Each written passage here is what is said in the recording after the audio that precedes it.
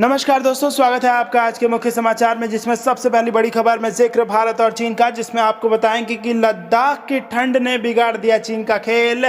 तापमान गिरते ही एक के बाद एक चीन के कई सैनिक हुए ढेर और हालत हुई खराब। जी हाँ दोस्तों, भारत के साथ मुकाबला करने का सपना देख रही चीन उस चोटी पर नहीं टिक सकी, उस तापमान को नहीं झेल सकी जिस तापमान में हमारे शेर, हमारी सेना हर रोज अपनी भारत माता की रक्षा करती है और शान बढ़ाती है। इसी के साथ दूसरी बड़ी खबर में आपको बताएंगे कि ताइवान जल क्षेत्र से गुजरा अमेरिकी जंगी जहाज, जिसके बाद तिलमिला उठा चीन और दे डाली गिदड़ भभकी। और तीसरी बड़ी खबर में जिक्र होगा कि पाक को लगा बड़ा झटका, चीन ने 2 द्वीपों पर कर लिया कब्जा, विपक्षी दलों ने दी धमकी। जी हाँ दोस्तों, पाकिस्तान एक नया उदाहरण बन चुका है जिसको चीन ने दोस्ती करने के बाद कब्जा कर लिया हो। तो दोस्तों, ये कुछ बेहद बड़ी और जरूरी खबरें आपको बताएंगे, लेकिन उससे पहले अगर आपको भी देश की सेना और पीएम मोदी पर पूरा भरोसा है तो आप अभी इस वीडियो को लाइक कीजिए और इस लाल बटन को दबा के इस चैनल को फ्री में सब्सक्राइब करके घंटी बजाइए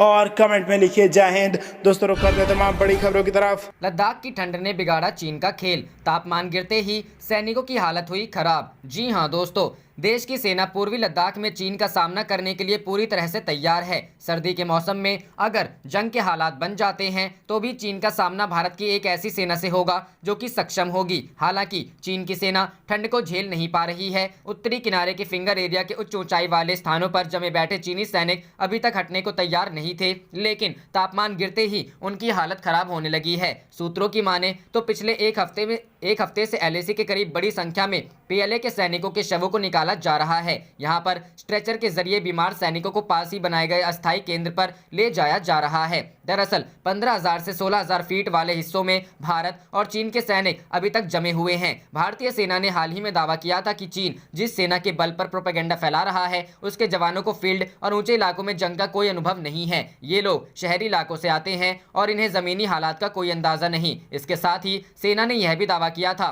कि लद्दाख में पड़ने जा रही कड़ाके की ठंड को लेकर भारतीय सेना पूरी तरह से तैयार है। सेना ने बताया था कि ठंड के दौरान हमारी तैयारियां पूरी तरह से नियंत्रण में हैं। हमारे पास ज्यादा कैलोरी और न्यूट्रिशन वाला राशन, ईंधन, तेल, कपड़े, हीटिंग अप्लायंस पर्याप्त मात्रा में मौजूद हैं। फिलहाल सेना इन वाहनों के लिए 3 प्रकार के ईंधनों का उपयोग कर रही है ताकि यह सुनिश्चित किया जा सके कि कठोर सर्दियों के दौरान ईंधन जम न जाए। जवानों के लिए ठहरने व खाने पीने की व्यवस्था की जा रही है। जवानों को ठंड से बचाव के लिए अत्याधुनिक गर्म कपड़े और वर्दियों के अलावा ध्रुवीय क्षेत्रों में इस्तेमाल होने वाले टेंट उपलब्ध कराए जा रहे हैं।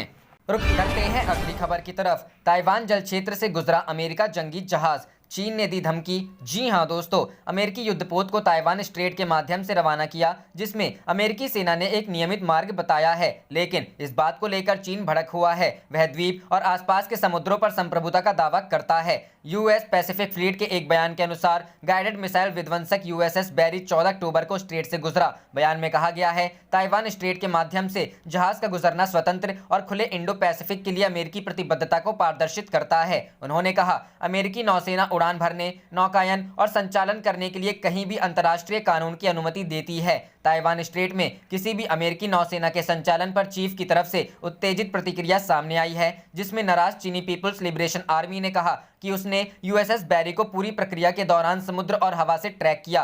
पूर्वी थिएटर कमान के प्रवक्ता कर्नल झांग चुनहुई ने कहा, हमने अमेरिका को अपने शब्दों और कामों को रोकने के लिए चेतावनी दी है, जो कि ताइवान स्ट्रेट में परेशानी खड़ी करने में लगा हुआ है। 1949 में चीन में गृह युद्ध की समाप्ति के बाद से ताइवान द्वीप को अलग से शासित किया गया है। ताइवान का अपना झंडा, मुद्रा और सेना है, लेकिन इसे संयुक्त राष्ट्र द्वारा एक स्वतंत्र राष्ट्र के रूप में मान्यता नहीं मिली है। वॉशिंगटन ने 1989 में चीन के साथ संबंधों को सुधारने के लिए ताइपे के साथ अपने राजनयिक संबंधों को समाप्त कर दिया, लेकिन अब अमेरिका इस द्वीप का सबसे शक्तिशाली सहयोगी और उसका मुख्य हथियार आपूर्तिकर्ता बना हुआ है। अगर ताइपे स्वतंत्रता की घोषणा करता है या विदेशी हस्तक्षेप करता है तो चीन ने उस पर बल प्रयोग करने की धमकी दी है। बीजिंग इस जल क्षेत्र के माध्यम से विदेशी जहाजों के गुजरने पर अपनी संप्रभुता का उल्लंघन मानता है। दूसरी ओर वॉशिंगटन और कई अन्य देश जल मार्ग और अंतर्राष्ट्रीय जल के हिस्से के रूप में देखते हैं। रुक करते हैं अगली खबर की तरफ। पाक को बड़ा झटका, चीन ने 2 द्वीपों पर किया कब्जा, विपक्षी दलों ने दी धमकी। जी हां दोस्तों, पाकिस्तान को उसके ही तथाकथित दोस्त चीन ने बड़ा झटका दिया है। आर्थिक गलियारे के नाम पर विकास का सपना दिखाने वाले चीन की बदनीयती अब पड़ोसी देश पाकिस्तान को भी समझ आने लगी है। 2 द्वीपों को सौंपे जाने का मुद्दा अब गर्मा गया है। इमरान सरकार सीधे निशाने पर आ गई है। जनता में व्यापक विरोध के बीच विरोधी दलों और कई संगठनों ने ऐलान किया है वे किसी भी कीमत पर दोनों द्वीपों को बेचने नहीं देंगे। बिलावल भुट्टो ने बताया अवैध कब्जा। चीन पाकिस्तान आर्थिक गलियारे के लिए इमरान सरकार ने दक्षिण कराची स्थित 2 द्वीपों को ड्रैगन को सौंपने का फैसला किया है। सामरिक दृष्टि से ये द्वीप महत्वपूर्ण है और सिंध प्रांत के लंबे समुद्र तट पर फैले हुए हैं। पाक राष्ट्रपति आरिफ अलवी ने इसके लिए बकायदा पाकिस्तान आइलैंड विकास प्राधिकरण के माध्यम से दिए गए विधेयक पर हस्ताक्षर भी कर दिए हैं। विधेयक के पारित होते ही सिंध और बलूचिस्तान में राजनीतिक भूचाल आ गया है। सिंध प्रांत में सत्तासीन पाकिस्तान पीपुल्स पार्टी के चेयरमैन बिलावल भुट्टो जरदारी ने इसे अवैध रूप से कब्जा करना बताया है। जियो सिंधी थिंकर्स फोरम ने कहा, हम अपनी जमीन को बेचने नहीं देंगे। पाकिस्तान जनता में व्यापक विरोध। चीन पाकिस्तान आर्थिक गलियारे को पाक सरकार और सेना के समर्थन के बावजूद गुलाम कश्मीर और बलूचिस्तान की जनता में व्यापक विरोध है। उनका मानना है कि ये सरकार इस मसले पर हो रहे विरोध को सख्ती से कुचलना चाहती है। मई माह में ऐसे ही कुछ संगठनों पर पाबंदी लगा दी गई थी। बलूचिस्तान की नेशनल पार्टी ने इसके खिलाफ देश भर में आंदोलन चलाने का ऐलान किया है। रुक करते हैं अगली खबर की तरफ। भारत अब बना रहा है दुनिया की सबसे तेज हाइपरसोनिक क्रूज मिसाइल। जी हां दोस्तों, देश को मिसाइल प्रणाली देकर मिसाइल मैन के रूप में पहचाने जाने वाले भारत के पूर्व राष्ट्रपति डॉक्टर एपीजे अब्दुल कलाम को आज उनकी जयंती पर इसलिए भी याद किया जाना चाहिए कि उन्हीं की बदौलत आज भारत लगातार एयरोस्पेस में अपनी बढ़त हासिल करता जा रहा है। डॉक्टर कलाम के दिए मंत्र पर ब्रह्मोस क्रूज मिसाइल के कई संस्करण लॉन्च करने के बाद अब भारत ब्रह्मोस एनजी के नाम से हाइपरसोनिक संस्करण विकसित करने की राह पर है। यानी मिसाइल मैन की दी हुई प्रणाली के सहारे भारत हवा में एक और लक्ष्य साधकर नया इतिहास रचने की तैयारी कर रहा है। भारत अगले 4 से 5 वर्षों में दुनिया की सबसे तेज पूर्ण हाइपरसोनिक क्रूज मिसाइल प्रणाली विकसित कर लेगा। भारत में मिसाइलों का विकास करने के लिए अटल बिहारी वाजपेयी सरकार में एकीकृत निर्देशित मिसाइल विकास कार्यक्रम बनाकर डॉक्टर कलाम को मुख्य कार्यकारी नियुक्त किया गया। इसके बाद उन्होंने मिसाइल प्रणाली देकर भारत के लिए एरोस्पेस की दुनिया में रास्ते खोले। उन्होंने इस मिशन के तहत अग्नि सहित कई मिसाइलों को विकसित करने में प्रमुख भूमिका निभाई। सतह से सतह पर मार करने वाली मध्यवर्ती श्रेणी की बैलिस्टिक मिसाइल पृथ्वी का विकास किया। इसी के बाद रूस तथा भारत ने संयुक्त रूप से ब्रह्मोस क्रूज मिसाइल का विकास किया। इस परियोजना में रूस प्रक्षेपास्त्र तकनीक उपलब्ध करवा रहा है और उड़ान के दौरान मार्गदर्शन करने की क्षमता भारत ने विकसित की है। भारत में पहले बनाई गई मिसाइलों के मुकाबले सबसे आधुनिक ब्रह्मोस ने भारत को मिसाइल तकनीक में अग्रणी देश बना दिया। इसी के बाद भारतीय सेना, नौसेना और वायुसेना इसका इस्तेमाल कर रही है। डीआरडीओ ने PJ-10 परियोजना के तहत सामान्य ब्रह्मोस मिसाइल को स्वदेशी बूस्टर के साथ 400 किलोमीटर से अधिक दूरी तक मारक क्षमता वाली बनाकर 30 सितंबर को परीक्षण भी कर लिया है। इसके बाद 500 किलोमीटर की रेंज वाली ब्रह्मोस से मिसाइल का संशोधित एयर लॉन्च्ड वेरिएंट बनाया है, जिसे सुखोई 30 MKI से लॉन्च किया जा सकता है। इसे 500 से 14,000 मीटर की ऊंचाई से छोड़ा जा सकता है। ब्रह्मोस के कई संस्करण लॉन्च करने के बाद अब भारत और रूस संयुक्त रूप से 600 किलोमीटर प्लस रेंज के साथ ब्रह्मोस मिसाइलों की एक नई पीढ़ी विकसित करने की योजना बना रहे हैं, जिनमें पिन पॉइंट सटीकता के साथ लक्ष्यों को हिट करने की क्षमता होगी। डीआरडीओ के प्रमुख डॉक्टर जी सतीश रेड्डी ने बुधवार को ही एक साक्षात्कार में बताया है कि भारत अगले 4 से 5 वर्षों में दुनिया की सबसे तेज पूर्ण हाइपरसोनिक क्रूज मिसाइल प्रणाली विकसित कर लेगा। इसके लिए 7 सितंबर को हाइपरसोनिक टेक्नोलॉजी डिमॉन्स्ट्रेटर व्हीकल का परीक्षण भी पूरा कर लिया गया है। मिसाइल को हाइपरसोनिक गति देने के लिए डीआरडीओ ने स्क्रैमजेट इंजन विकसित करके परीक्षण कर लिया है, जो इसे हवा में सांस लेने और फिर इसे जलाने में मदद करता है। रेड्डी ने कहा कि मौजूदा ब्रह्मोस सुपरसोनिक क्रूज मिसाइल प्रणाली की तुलना में हाइपरसोनिक क्रूज मिसाइल की गति कम से कम 2 गुनी से ज्यादा होगी। इसके साथ ही देश ने दुश्मन के रडार, संचार साइटों और अन्य RF उत्सर्जक लक्ष्यों को बेअसर करने के लिए लंबी दूरी की हवा से प्रक्षेपित एंटी रेडिएशन मिसाइल विकसित करने की स्वदेशी क्षमता हासिल कर ली है।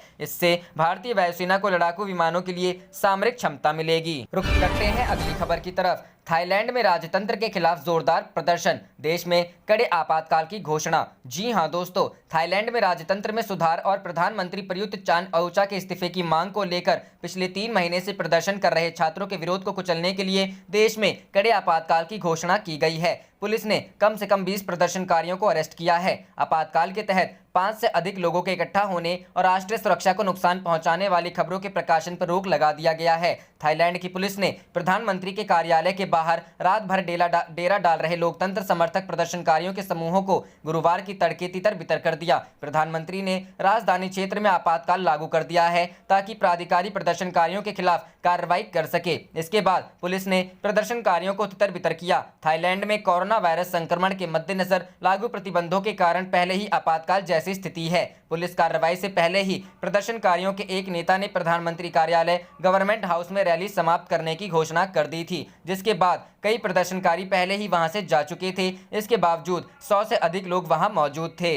रुख करते हैं अगली खबर की तरफ। एलएसी पर सेना जारी रखेगी सर्दियों के लिए तैयारियां, चीन के दोहरे रवैये से इंडियन आर्मी सतर्क। जी हां दोस्तों, एलएसी पर पिछले 2 दौर की वार्ताओं में कोई ऐसी प्रगति नहीं हुई है जिसका असर जमीन पर दिखे। ऊपर से चीन के दोहरे रुख से भी संदेह पैदा हो रहा है। इसलिए सेना ने सर्दियों के मद्देनजर अपने तैयारियों को चुस्त दुरुस्त करने की प्रक्रिया को जारी रखने का फैसला किया है। हालांकि बातचीत की प्रक्रिया भी जारी रहेगी। सेना के सूत्रों के अनुसार एलएसी विवाद को लेकर चीन का दोहरा चरित्र सामने आ रहा है। पिछली 2 वार्ताओं में लगातार इस बात पर सहमति बनी है कि विवाद को नहीं बढ़ाया जाएगा और एलएसी के गतिरोध का समाधान निकाला जाएगा। लेकिन दूसरी तरफ भारतीय क्षेत्र में हो रहे विकास कार्यों के खिलाफ चीनी सरकार के प्रवक्ता बयानबाजी कर रहे हैं। यह भी पता चला है कि एलएसी गतिरोध पर सैन्य कमांडरों की बैठक में चीन लगातार विवाद को हल करने की बजाय लटकाए रखने की कोशिश कर रहा है, जबकि भारत की तरफ से बार बार इस बात पर जोर दिया जा रहा है कि मई से पूर्व की स्थिति बहाल कर अन्य मुद्दों का समाधान खोजा जाए। लेकिन इसके बदले में चीन की तरफ से भारत पर कई तरह की शर्तें रखी जा रही हैं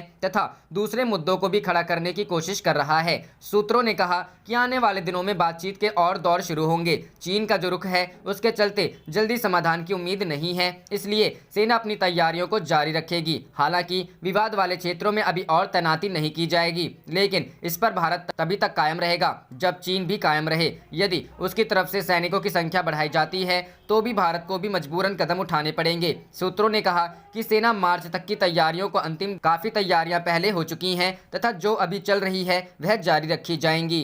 रुक करते हैं अगली खबर की तरफ। नापाक पाकिस्तान कर रहा था बैट हमले की कोशिश, सेना ने किया नाकाम। जी हां दोस्तों, सेना ने बुधवार को कहा कि उसने जम्मू कश्मीर के तंगधार सेक्टर में नियंत्रण रेखा के पास पाकिस्तान की ओर से बॉर्डर एक्शन टीम की संदिग्ध कार्रवाई को विफल कर दिया है। श्रीनगर स्थित चिनार कोर ने ट्वीट किया, तंगधार में संदिग्ध बीएटी कार्रवाई नाकाम की गई। आज तड़के चौकन्ने सैनिकों ने एलओसी पर एक अग्रिम चौकी के करीब 3-4 घुसपैठियों की संदिग्ध गतिविधि देखी। उसने कहा कि चौकन्ने सैनिकों ने समय पर कार्रवाई करके घुसपैठ की कोशिश को नाकाम किया। ट्वीट में यह भी बताया गया, तलाशी और निगरानी का काम प्रगति पर है। रुक करते हैं अगली खबर की तरफ। त्योहारी सीजन में चीन को तगड़ा झटका देंगे भारतीय कारोबारी, नहीं बेचेंगे चीनी सामान, मनाएंगे देसी दिवाली। जी हां दोस्तों, भारत चीन तनाव के बीच देश के कारोबारियों ने इस बार देसी दीपावली मनाकर चीन को तगड़ा झटका देने का मन बना लिया है। व्यापारी संगठन कैट के आह्वान पर इस बार दीपावली पर देश के किसी भी बाजार में चीन में बना सामान नहीं बेचा जाएगा, बल्कि भारत में बने सामानों से ही बाजारों में रौनक की जाएगी। व्यापारियों ने इसकी तैयारियां भी शुरू कर दी हैं। कैट ने बताया कि इस बार लोगों को त्योहारों में भारत में ही बनी मूर्तियों से लेकर गिफ्ट आइटम्स और झालर से लेकर दूसरे उत्पादों तक उपलब्ध कराए जाएंगे। दीपावली को लेकर व्यापारियों ने किए हैं तैयारियां। पहले त्योहारी सीजन के दौरान भारतीय बाजारों में चीनी सामानों का दबदबा आम बात थी। चीन को आर्थिक मोर्चे पर पटखनी देने की मुहिम में केंद्र सरकार को व्यापारियों का साथ मिला है। दीपावली को देखते हुए व्यापारियों ने 2 महीने पहले ही तैयारियां शुरू कर दी थी। व्यापारियों ने देश के 4 राज्यों में त्योहारों से संबंधित सामानों को बनाने का काम शुरू कर दिया था, ताकि चीन या दूसरे देशों पर निर्भर नहीं होना पड़े। बता दें कि भारत हर साल रक्षाबंधन से लेकर दीपावली तक चीन से करीब 40,000 करोड़ रुपए के सामान का आयात करता है। मेड इन इंडिया के तहत बने सामानों को घर घर पहुंचाने के लिए व्यापारी सोशल मीडिया प्लेटफॉर्म का भी इस्तेमाल कर रहे हैं। कैट के राष्ट्रीय अध्यक्ष बीसी भरतिया और राष्ट्रीय महामंत्री प्रवीण खंडेवाल ने कहा कि देश में ही नहीं बल्कि विदेशों में भी भारतीय सामानों की मांग बढ़ गई है। इस साल दीपावली से जुड़े देसी सामानों जैसे दिए, बिजली की लड़ियां, बिजली के रंग बिरंगे बल्ब, सजावटी मोमबत्तियां, सजावट के सामान, वंदनवार, रंगोली व शुभ लाभ के चिन्ह, उपहार देने की वस्तुएं, पूजन सामग्री, मिट्टी की मूर्तियां समेत कई सामान का उत्पादन भारतीय कारीगरों ने ही किया है। देसी कारीगरों के हुनर को भारतीय व्यापारी बाजारों तक पहुंचाएंगे। इसके अलावा ऑनलाइन, सोशल मीडिया प्रोग्राम और वर्चुअल प्रदर्शनी के जरिए देश भर में इन सामानों की प्रदर्शनी लगाई जाएगी। रुक करते हैं अगली खबर की तरफ। बिहार चुनाव में पीएम मोदी करेंगे 12 रैलियां। पहले चरण में 18 अक्टूबर को होगी शुरुआत। जी हां दोस्तों, विधानसभा चुनाव के लिए पहले चरण में 28 अक्टूबर को मतदान होना है। इससे पहले शनिवार 17 अक्टूबर से नवरात्र शुरू हो रहा है। ऐसे में भारतीय जनता पार्टी प्रचार अभियान को परवार चढ़ाने के लिए महज 9 दिनों के अंदर प्रधानमंत्री नरेंद्र मोदी की 3 रैलियां कराने जा रही है। बीजेपी 3 हफ्ते में प्रधानमंत्री की 12 रैलियों का कार्यक्रम तय करने में जुटी हुई है। पहले चरण के चुनाव के लिए उनकी 3 रैलियां होने वाली है। अभी तक की जानकारी के अनुसार प्रधानमंत्री की पहली रैली 18 अक्टूबर को होने वाली है। प्रधानमंत्री नवरात्र में निराहार रहकर बिहार की जनता से वोट मांगने आएंगे। 9 दिनों तक केवल पानी पीकर रहने वाले नरेंद्र मोदी राष्ट्रीय जनतांत्रिक गठबंधन की सरकार बनाने की अपील करेंगे। फिलवक्त बीजेपी ने 2 से 3 दिनों के अंतराल पर नरेंद्र मोदी की एक रैली का कार्यक्रम तय किया है। इस बीच गृह मंत्री अमित शाह, रक्षा मंत्री राजनाथ सिंह और उत्तर प्रदेश के मुख्यमंत्री योगी आदित्यनाथ के अलावा केंद्रीय मंत्री स्मृति ईरानी जैसे स्टार प्रचारक चुनाव अभियान को परवान चढ़ाएंगे। रुक करते हैं अगली खबर की तरफ। चीन के सहारे FATF में ब्लैक लिस्टेड होने से बचने की कोशिश में पाकिस्तान, भारत हर मंच पर कर रहा है बेनकाब। जी हां दोस्तों, आतंकियों को पनाह देने वाला Pakistan financial action task force की काली सूची में आने से बचने के लिए पूरा जोर लगा रहा है। चीन के अलावा उसने उन देशों को साधने की कवायद शुरू की है जो FATF में इसके कारनामों पर पर्दा डाल सके। हालांकि भारत भी पाकिस्तान को लगभग हर मंच पर बेनकाब कर रहा है। पाकिस्तान की पोल खोलने के लिए और उसकी दिखावटी कार्रवाई से भारत ने अमेरिका सहित अन्य प्रभावी देशों को आगाह किया है। पाकिस्तानी विदेश मंत्री शाह महमूद कुरैशी ने FATF की क्षेत्रीय इकाई एशिया पैसिफिक ग्रुप की बैठक के बाद तुर्की, मलेशिया और सऊदी अरब के विदेश मंत्रियों से बातचीत की है। माना जा रहा है कि ये बातचीत FATF को लेकर हुई है, जहां उसको आतंक पर कार्रवाई को लेकर सवालों का जवाब देना है। 21 अक्टूबर से 23 अक्टूबर के बीच पेरिस में FATF की वर्चुअल रिव्यू मीटिंग होनी है। इस दौरान पाकिस्तान को लेकर भी चर्चा होगी। माना जा रहा है कि सदस्य देशों में अगर सहमति बन जाती है तो पाकिस्तान को ब्लैक लिस्ट भी किया जा सकता है। हालांकि चीन, तुर्की और मलेशिया पहले भी पाकिस्तान को बचाने के लिए हर संभव प्रयास करते रहे हैं। APG बैठक में गिरा था पाकिस्तान। कुछ दिन पहले हुई एशिया पैसिफिक ग्रुप की बैठक में कहा गया था कि पाकिस्तान ने FATF की ओर से की गई 40 सिफारिशों में से केवल 2 पर प्रगति की है। करीब 12 पन्ने की रिपोर्ट में कहा गया है कि पाकिस्तान के सिफारिशों के पूरा करने में 1 साल में कोई बदलाव नहीं आया है। APG ने घोषणा की है कि पाकिस्तान विस्तारित फॉलोअप लिस्ट में बना रहेगा। पाकिस्तान को 40 सुझावों को लागू करने की दिशा में किए गए प्रयासों की रिपोर्ट देनी होगी। रुख करते हैं अगली खबर की तरफ। चीन के राष्ट्रपति जिनपिंग ने सैनिकों से कहा, युद्ध की तैयारी करो, हाई अलर्ट पर रहो। जी हां दोस्तों, चीन के राष्ट्रपति शी जिनपिंग ने अपने सैनिकों से युद्ध की तैयारी करने को कहा है। CNN की रिपोर्ट के मुताबिक जिनपिंग ने एक मिलिट्री बेस के दौरे पर सैनिकों से कहा, अपना पूरा दिमाग और ऊर्जा युद्ध की तैयारी पर केंद्रित करो। चीन की शिन्हुआ न्यूज एजेंसी के मुताबिक जिनपिंग मंगलवार को चीन के गुआंगडोंग के एक मिलिट्री बेस के दौरे पर थे, जब उन्होंने सैनिकों को युद्ध की तैयारी पर फोकस करने को कहा। जिनपिंग ने अपने सैनिकों को हाई अलर्ट की स्थिति में रहने को भी कहा। Jinping People's Liberation Army Marine Corps का निरीक्षण करने पहुंचे थे। चीन के राष्ट्रपति ने सैनिकों से वफादार, बिल्कुल शुद्ध और पूरी तरह भरोसेमंद रहने की अपील भी की। चीन के राज्य गुआंगडोंग में भी शी जिनपिंग के पहुंचने का मुख्य मकसद शेनझेन स्पेशल इकोनॉमिक जोन की 40वीं वर्षगांठ के मौके पर उनके भाषण का कार्यक्रम था। बता दें कि भारत, अमेरिका और ताइवान के साथ इस वक्त चीन के संबंध बेहद तनावपूर्ण हैं। सोमवार को ही अमेरिका ने ऐलान किया था कि वह ताइवान को 3 एडवांस वेपन सिस्टम मुहैया कराने जा रहा है। इस फैसले से चीन भड़क गया था क्योंकि वह ताइवान को अपना हिस्सा मानता है। चीन के विदेश मंत्रालय ने कहा था कि अमेरिका को ताइवान को किसी भी तरह का हथियार बेचने का सौदा तुरंत रद्द करना चाहिए। रुख करते हैं अगली खबर की तरफ। अमेरिका ने ताइवान को दिया ये अचूक हथियार, तिलमिला उठा चीन। जी हां दोस्तों, चीन को अपने पड़ोसी देशों के साथ पंगा लेना अब महंगा पड़ता जा रहा है। भारत के अलावा वह सीधे ताइवान से टकराने की हिमाकत कर रहा है, जिसका जवाब देने के लिए अमेरिका ने भी कमर कस ली है। ताइवान की सेना को मजबूत बनाने के लिए अमेरिका ने उसे बड़े पैमाने पर आधुनिक हथियार देना शुरू कर दिया है। 3 परिष्कृत हथियार प्रणालियों की बिक्री की घोषणा करने के एक दिन बाद ट्रंप प्रशासन ने ताइवान के लिए कांग्रेस को 2 और उन्नत आयुध की 2 अनुमोदित बिक्री की सूचना दी। व्यापार को लेकर अमेरिका और चीन के बीच तनाव बढ़ा है। वुहान कोरोना वायरस महामारी, हांगकांग में राष्ट्रीय सुरक्षा कानून और सिंजियांग में मानवाधिकारों के हनन को लेकर राष्ट्रपति डोनाल्ड ट्रंप ने बीजिंग के खिलाफ सख्त रुख अपनाया है। रॉयटर्स ने 8 स्रोतों का हवाला देते हुए कहा कि विदेश मामलों की सीनेट समिति और प्रतिनिधि मामलों की समिति की विदेश समिति ने ताइवान को